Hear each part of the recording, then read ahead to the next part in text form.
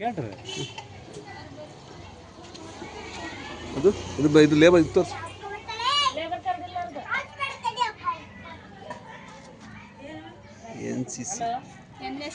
NSS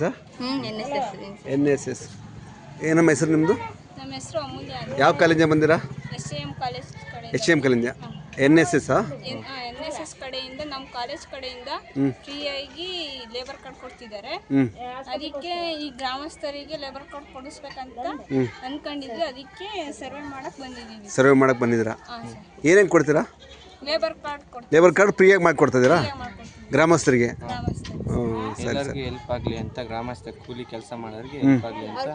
ಏನಕ್ಕೆ ಕೆಲಸ ಮಾಡೋದಕ್ಕೆ ಕೊಡ್ತೀರಾ ಲೇಬರ್ ಕಾರ್ಡ್? ಕೆಲಸ ಕೂಲಿ ಕೆಲಸ ಮಾಡೋರಿಗೆ ಹೆಲ್ಪ್ ಆಗಲಿ.